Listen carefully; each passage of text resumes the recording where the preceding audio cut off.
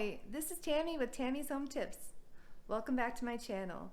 I really appreciate all your support. Today we're going to be talking about something a little bit different than usual, because usually I'm doing like home improvement stuff or perhaps some cleaning or whatever, but not usually crafts. And so today I'm going to be showing you how to make a stamp to do this design on your backsplash. It isn't totally off subject because it's for that purpose, but I want to show you how to do this stamp, and I'll be showing you how to do it from A to Z, from beginning to end. And I also have some downloadable designs that you can get below, and they're free, so you can download your own design, and there's a few different styles, so hopefully there's something that you like, and then I can show you how to do this. So I hope that you like this, and if you do, don't forget to like and subscribe, and let's get started.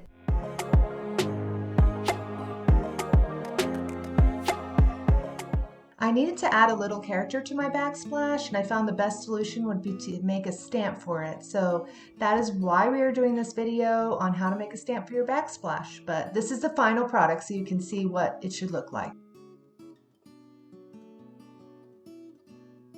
So to get started, these are some of the materials we're going to need to use for our transfer of our image. You're going to need to use parchment paper, which a lot of times you can find in your own drawer in the kitchen. You're going to need a knife to cut and an 8.5 by 11 regular piece of paper from your printer and a piece of rubber just like this. I like this 3-layer rubber because it kind of allows you to see your design as you're carving it. It gives you that definition. So I'm just taking my regular piece of paper, 8.5 by 11, and I'm going to cut it to size so that I can put it right into the printer and print out the image right on there and have that kind of support from other similar sized pieces of paper. So I just want to keep everything standard so it prints as readily as possible. So I'm just following the edges here. I could also just trace it and then cut it, but to me this just saves a little time. And also I'm not using wax paper because it's just too slick. I have found that the parchment paper works really well. It holds the image really well and doesn't smear quickly. So it's just a better material. So now I'm just using my iPad and I've resized it. I put the ruler function on my iPad so that I could easily find the size that I want to make. My tile was only 4 inches, so I'm making my image 3 3/4 inches big so that I could have it for the right size for when I print it out. But everybody's tile might be a different size, so if you're making this for a tile, then be sure to resize it. Now I'm taking just a few sheets of paper out of my Epson 2500 series, and I'm just taking those few out, but I have quite a few pages behind there still, and I'm going to feed that all the way in until it matches up with the papers behind it. Now those 2 papers that I took out, I'm going to just lay it in front, but I'm not sticking it all the way in. I have it actually held up out of that so that it will grab the parchment paper and not those pieces of paper that are in front. But those pieces of paper in front are just there to make sure that the parchment paper lays flat and it'll be caught by the printer to pull it in so I can print it. And that's what it came out like. Now we're going to take this design and transfer it onto our rubber.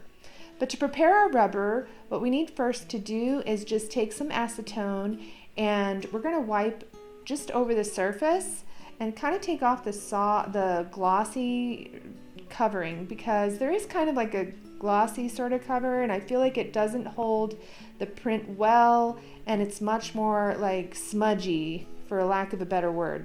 So I'm just kind of taking off that top cover, and then I'm going to be transposing the image that I just printed right out onto this rubber piece here. And it'll be very simple, and you'll see that in a minute.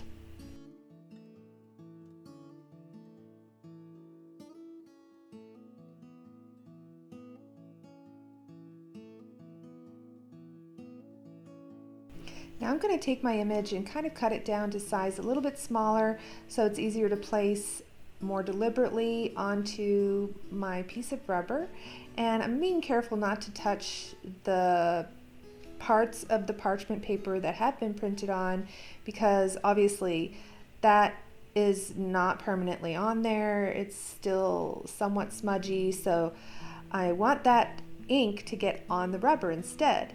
Now I'm just going to place it over there and just try to get it as center as possible and press it down without shifting it at all. So once I do that, I'm just going to rub every part of that image onto the rubber.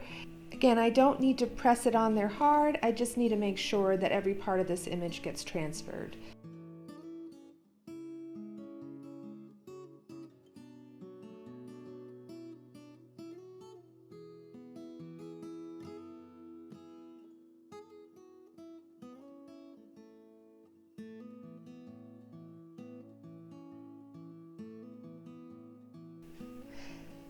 Okay, so I'm sorry, I don't know why I didn't get the bottom of this video, but basically here you just want to try out all of your Lino Cutter tools to see which one is the best one, the most suitable for the design that you're cutting, and you can kind of get a feeling for each of the different size cutters.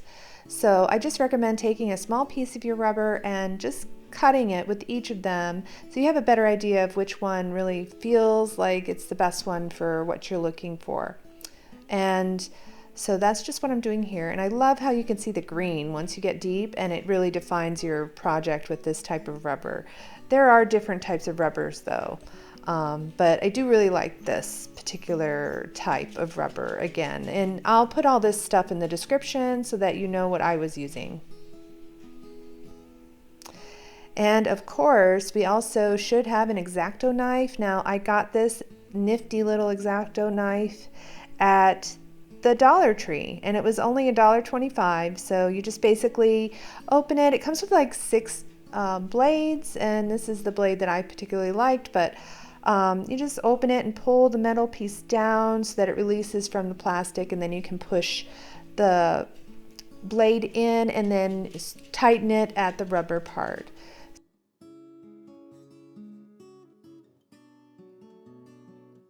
So here I've decided to use a number 9, and I am just really being careful to avoid touching any of the black. I'm staying within the lines, and I know it doesn't look like it right now, but I am, I promise, and you'll be able to see that as we're going along. So you just need to be careful that you're not cutting any of the black out anywhere. That's what's going to remain. So again, I'm just going to show you, a couple passes here. Also what I'm doing in the middle and what I use for each of these parts. Now I have to say that for the backsplash that I did do, I used a design slightly different than this one. It was this earlier rubber carving that I had done, and it wasn't as well done as this one, but it just proves that you don't have to be perfect at this. This one, of course, was by far my better production because I had already practiced a little bit, but I've really enjoyed learning how to do rubber stamping. And again, you can use this for a lot of different applications, for example, for stationery or for scrapbooking. There's really a lot of things that you can use for this, even addressing envelopes. Of course, cutting out addresses is a very advanced skill in my opinion. I did try it, and it could use some work for sure, but the use for rubber stamps goes beyond what we might even imagine or had thought of before. So it certainly is something that is a worthwhile thing to learn. I think it's a lot of fun, and it's something that you might really enjoy learning how to do if you're not already into it. So with this part, I always go in one direction first, and then I'll come back and do the other direction so that I can get it all just right.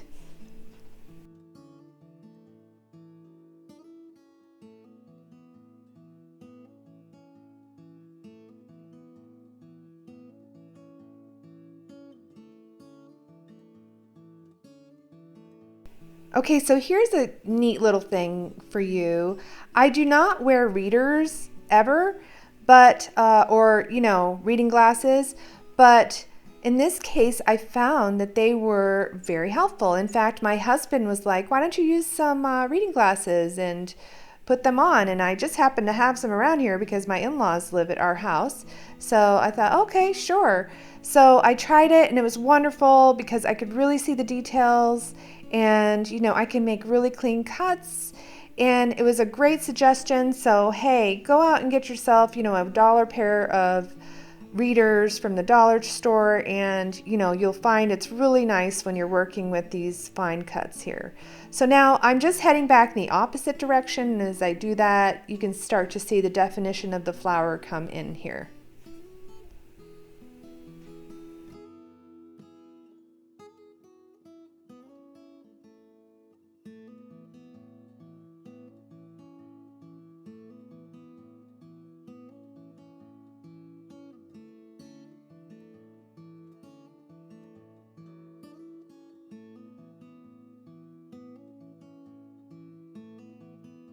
Now at this point, I found myself needing the X-Acto knife to be more, finite with details here. And, with the X-Acto knife, you can really get in there and do these tiny little cuts. So you will need both of these type of tools. Of course, if you're working with an X-Acto knife and you're working towards the edges, it's never a bad idea to wear gloves. It's not like, super dangerous, but it only takes one time to get it cut. And I certainly don't want to do that. So I'll probably be a little bit more careful about that in the future. It's not that terrible to wear a glove. So with this too, I did all my cuts in one direction, and then I'm coming back in the opposite direction to do the opposite cut in the opposite direction.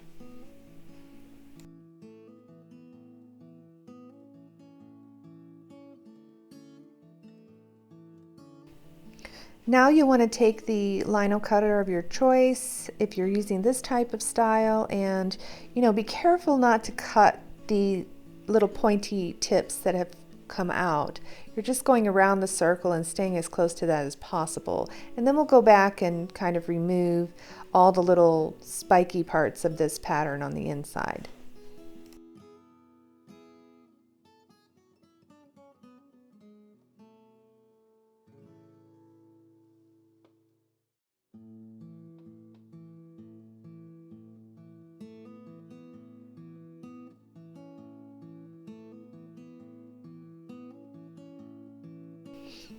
Now it's time to go ahead and cut away all that white that is surrounding the design that we've already started to cut out, and that will start to show the design a lot more clearly.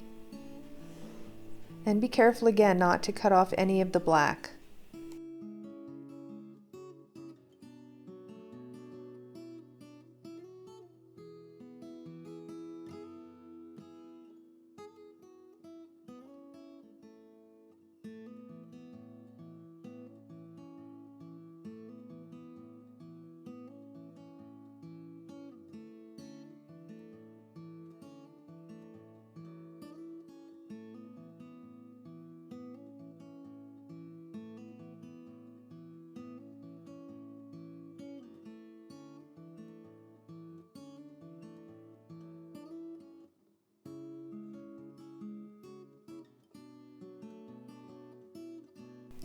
So now I've changed out my lino cutter with the wider one so I can grab a bigger section of the white, since it is kind of a bigger area, and that just allows me to do this a lot faster, and it looks a lot cleaner as well.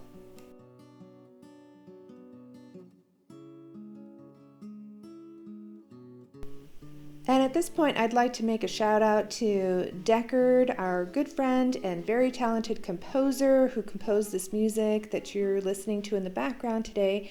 And if you're interested in getting any type of music like this that's original, and not just this style but others as well, be sure to reach out to him. I'll have his email in the description below.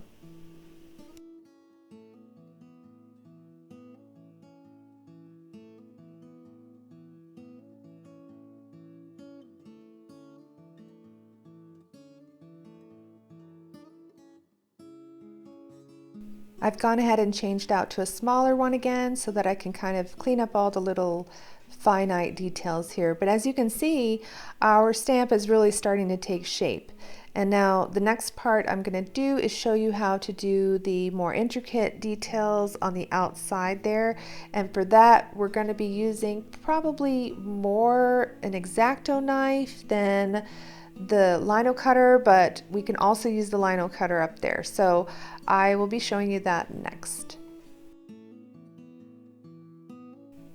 Once I start doing detailed work like this with the X-Acto knife, I try to find like long lines first. Of course, these are curly lines, but it's still one continuum. And if you notice, I cut with my X-Acto knife in the direction, with the point in the direction of the white area. That way, when I come back the other direction, it will meet in the middle. And it also doesn't compromise the design that I'm creating here.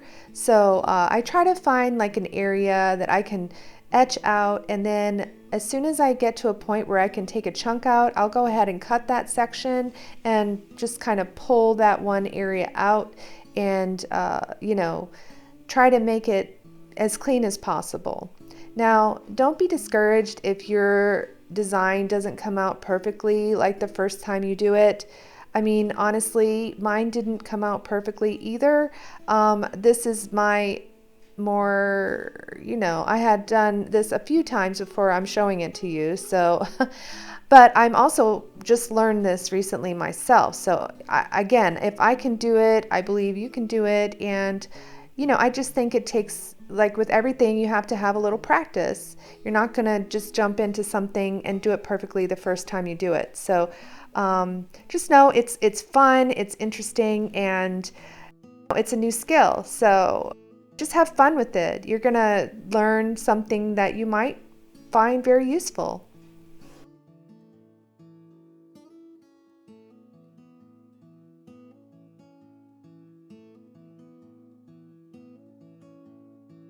So you'll notice here that once I've done the finite details around the outside, I'm coming around with a broader outside cut towards that line so that I can remove it, and that really allows me to see what I've already done. So, you know, that's a little trick. If you do your detail on the outside and then come from a further outside point to remove that line, you'll be able to really see what you've accomplished already, especially on the outside part of these designs, as you see I'm doing here again.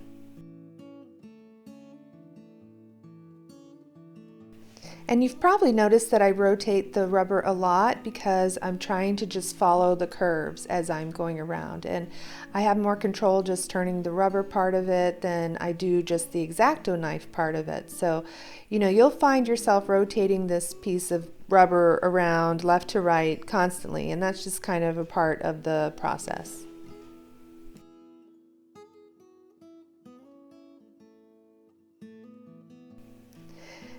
Now I'm just taking my Lino Cutter and just really trying to grab all those little cuts out, and you can really see it come to life here. And voila!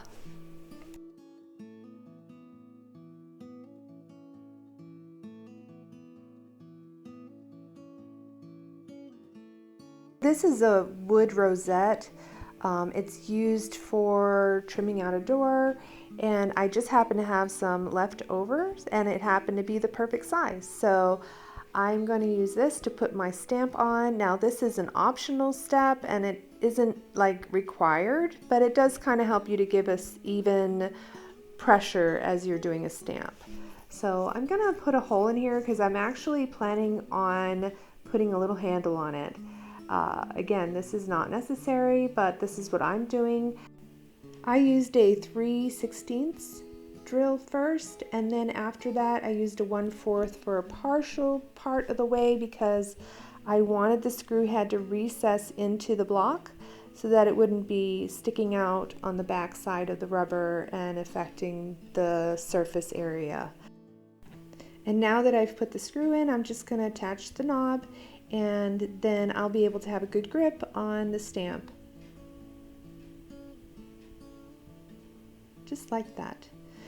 Now I'm going to use some 2 parts epoxy, and I'll mix up a little bit here in my little bowl and a plastic spoon, and once it's all mixed together, I'll just put it on the wood block, and I'll be attaching the rubber stamp to the wood block this way.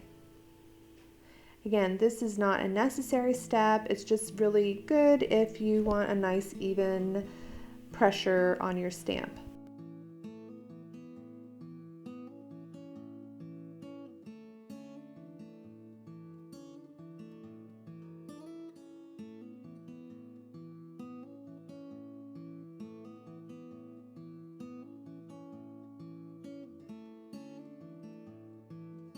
At this point, we need to remove the black ink that we have on there that held our pattern. But of course, we don't want all that ink in our paint because especially I'm using white paint, so this would just make it look muddy. So I'm just taking some acetone and removing all of that. And then, of course, you could also run it underwater, which is fine, but I choose to keep it dry at this point, especially since I just did the epoxy recently.